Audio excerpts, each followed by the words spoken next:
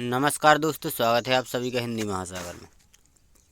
आज हम पढ़ने वाले हैं मेघ आए कविता को। मेघ आए, यह कविता मध्य प्रदेश वर्ग 2 चयन परीक्षा के सिलेबस में इकाई 19 में लगी हुई है। तो इस कविता को पढ़ने से इसके लेखक सर्वेश्वर दयाल सक्सेना जी के बारे में पढ़ लेते हैं। सर्वेश्वर दयाल सक्सेना का जन्म उत्तर प्रदेश के बस्ती जिले में 1927 में हुआ था। तो इनका जन्म उत्तर प्रदेश में हुआ है बस्ती जिले में सन 1927 में। उन्होंने इलाहाबाद विश्वविद्यालय से उच्च शिक्षा ग्रहण की। आरंभ में उन्होंने आजीविका हेतु काफ़ी संघर्ष करना पड़ा, माने जीने के लिए काफ़ी संघर्ष करना पड़ा। बाद में उन्होंने दिनमान के उप संपादक एवं चर्चित बाल पत्रिका पराग के संपादक बने। तो जो दिनमान पत्रिका है उसके क्या बने? उप संपादक। और जो चर्चित बाल पत्रिका है एक पराग, उसके संपादक बने। और उनका निधन हुआ था 1983 में। तो जन्म 1927 में, निधन 1983 में। अब इनके प्रमुख काव्य संग्रह देखते हैं कौन कौन से। एक तो काठ की घंटियाँ, बांस का पुल, एक सूनी नाव, गर्म हवाएं, कुआनो नदी, जंगल का दर्द, खूंटियों पर टंगे लोग। यह उनके प्रमुख काव्य संग्रह हैं जो प्रचलित हुए हैं। एक बार और इसको ध्यान से पढ़ लें, क्योंकि कविताएं जो अन्य रचनाएं हैं उनसे प्रश्न पूछे जाते हैं।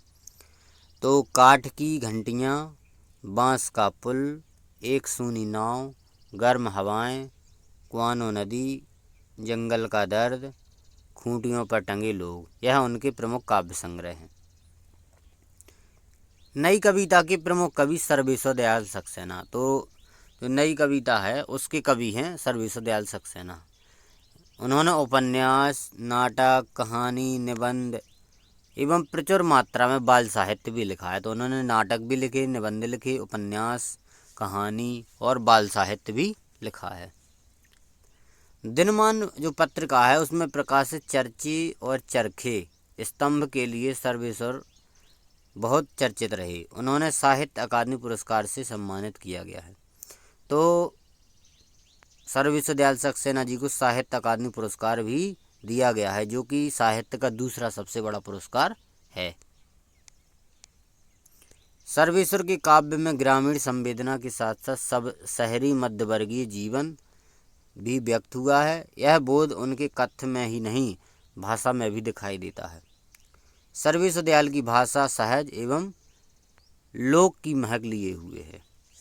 तो उनकी भाषा सहज है और लोक की महक माने लोक जो बोलियां हैं उनके भी शब्द उनकी भाषा में मिलते हैं। अब इस जो कविता है जो हम पढ़ने वाले हैं मेघ आए, यह कविता इस कविता में कवि ने मेघों के आने की तुलना जैसे सजकर कोई प्रवासी अतिथि आए, माने दामाद आते हैं, उनसे की है। ग्रामीण संस्कृति में दामाद के आने पर जो उल्लास का वातावरण बनता है, वही मेघों के आने पर जो वातावरण बनता है उसी प्रकार का। तो इसका सजीव वर्णन कवि ने उसी उल्लास को दिखाया गया है। इस कविता में मेघ जैसे दामाद जी आते हैं और उनका स्वागत गांव में किया जाता है और चारों ओर खुशी का माहौल होता है, उसी प्रकार से जब मेघ आते हैं तो किस प्रकार के से खुशी का माहौल बनता है उसकी तुलना की है।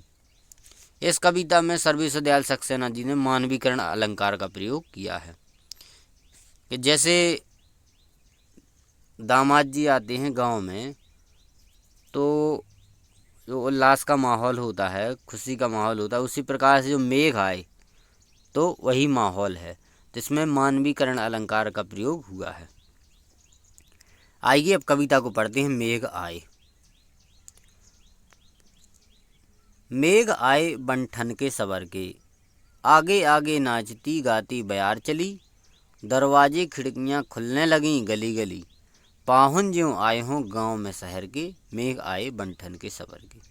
मतलब मेघ कैसे आए हैं? सज बज के आए हैं। मतलब जैसे जब मेहमान आते हैं, पाहुने आते हैं, तो वो एक तैयार होके आते हैं। अच्छा माना ये समझो कि ब्यूटी पार्लर से आए हुए हैं निकल करके, जैसे महिलाएं तैयार होके जाती हैं, उसी प्रकार से जैसे यहाँ पर उन्होंने पाहुने से तुलना की, जो कि दामाद जी को कहते हैं पाहुने गांव में।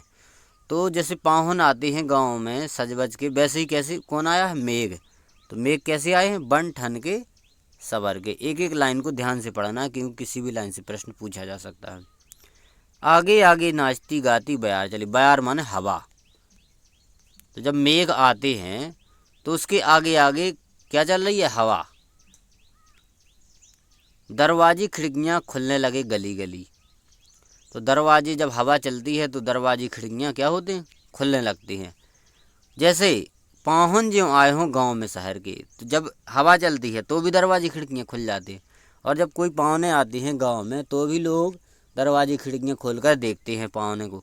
उसी प्रकार से जब मेघ आए हैं तो हवा आगे आगे जा रही है, तो दरवाजे खिड़कियां खुल रही हैं। मेघ आए बन ठन के सवर के। तो मेघ कैसे आए हैं, सज बज के तैयार होकर के आए हुए हैं।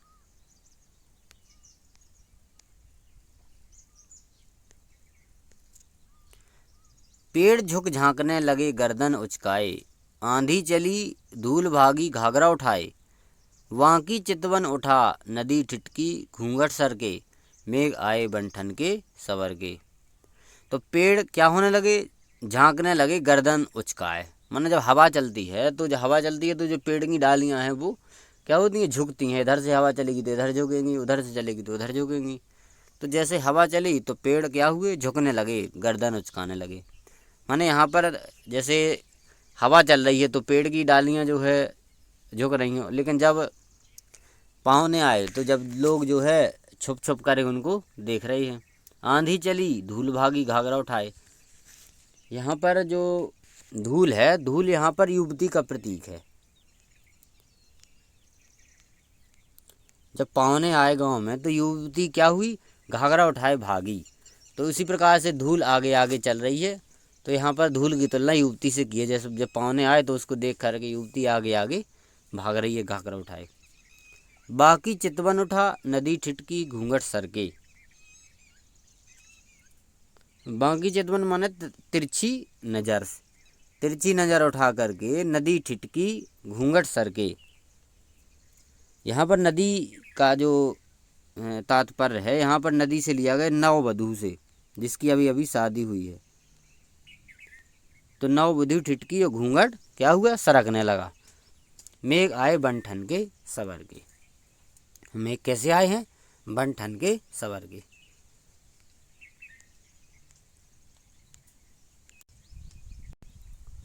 बूढ़े बूढ़े पीपल ने आगे बढ़कर जोहार की, बरस बाद सुधलीनी, बोली अकुलाई लता ओट हो के वार की। हरसाया ताल लाया पानी परात भर के, मेघ आए बन ठन के सवर के। तो आगे कभी कह रहा है कि जो बूढ़े पीपल ने बढ़कर आगे जोहार की, जोहार माने स्वागत किया। तो जब कोई व्यक्ति आते हैं पाहुने, कोई अतिथि आता है, तो जो गांव का घर का जो सीनियर व्यक्ति होता है, बूढ़ा व्यक्ति होता है, वो क्या करता है, आगे जा कर के स्वागत करता है। उसी प्रकार से जब मेघ आए तो यहाँ पर बूढ़े जो पीपल का पेड़ है उसने क्या किया, स्वागत किया। तो यहाँ पर हर पंक्तियों में लगभग मानवीकरण अलंकार दिया हुआ है, क्योंकि ये आगे बढ़कर स्वागत करने का काम किसका है, मनुष्य का। लेकिन यहाँ पर कभी कह रहा है कि बूढ़े पीपल ने क्या किया, आगे बढ़कर जोहार की। बरस बाद सुधलीनी, बोली अकुलाई लता ओट हो किवार के। आगे कह रही कि बहुत बरसों के बाद सुधलीनी है। लता माने यहाँ पर लता से तात्पर्य लिया गया सखी से। तो वो कह रही है किवार की ओट में से देख करके, वो कह रही है कि बहुत दिन बाद आए हैं पाहुने जी। हरसाया ताल लाया पानी परात भर। जो ताल है वो पानी में भर कर, तो परात मतलब होता है जो कुपरा बोलते उसको, उसमें पानी भर करके लाया है। और यहाँ पर तालाब का जो लिया गया है, इसको एक सेवक के रूप में लिया गया है। तो जो सेवक है वो पाहुने आते हैं तो उनके पैर धुलवाने के लिए परात में पानी भर करके लाते हैं। उसी प्रकार से यहाँ पर तालाब को सेवक का प्रतीक माना गया है। तो तालाब क्या लाया, पानी परात में भर करके, जिससे कि उनके पाहुने के पैर को धोया जा सके। मेघ आए बड़े बन ठन के सवर के।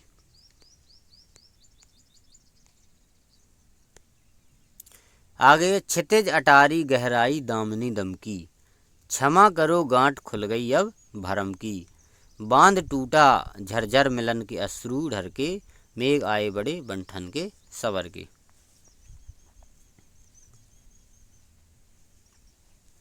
तो आगे जो क्षितिज अटारी गहराई दामिनी दम की, तो जो आगे अब क्या हुआ, जब मेघ आते हैं तो क्या होती, साथ में बिजली भी चमकती है।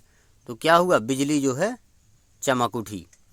क्षमा करो अब गांठ खुल गई, जो भ्रम की जो भ्रम बना हुआ था मन में कि बादल नहीं आएंगे, तो बादल आ गए, तो वो भ्रम की गांठ क्या हो गई, खुल गई।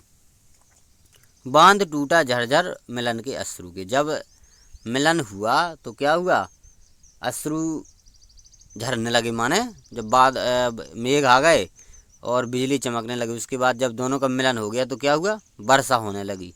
यहाँ पर अश्रु ढर के माने वर्षा होने लगी। जब दोनों मिल गए दामाद जी और युवती, तो क्या हुआ, दोनों के उसके अश्रु जो है बहने लगे। यहाँ पर आंसुओं का तुलना की गई है वर्षा से। तो जब बिजली चमकी और मेघ आए तो दोनों जब मिल गए तो क्या हुआ, बारिश होने लगी। मेघ आए बड़े बंठन के सवर के, तो बादल कैसे आए हैं, बंठन के सवर के। तो इस पूरी पंक्तियों में मानवीकरण अलंकार है, यहाँ पर तुलनात्मक वर्णन कवि ने किया है। एक और जैसे पावने आते हैं गांव में, तो किस प्रकार से उनका स्वागत किया जाता है, क्या क्या परिवर्तन देखने को मिलते हैं, उसी प्रकार से जब मेघ आते हैं, बादल आते हैं, तो क्या क्या परिवर्तन देखने को मिलता है। तो इस कविता में मानवीकरण अलंकार के द्वारा कवि ने समझाया है कि किस प्रकार से बादल आते हैं तो खुशियाँ आती हैं। तो यदि वीडियो पसंद आया है तो लाइक करें, कमेंट करें, चैनल पर नए हैं तो सब्सक्राइब जरूर करें। मिलेंगे अगले वीडियो में एक नई रचना के साथ। धन्यवाद।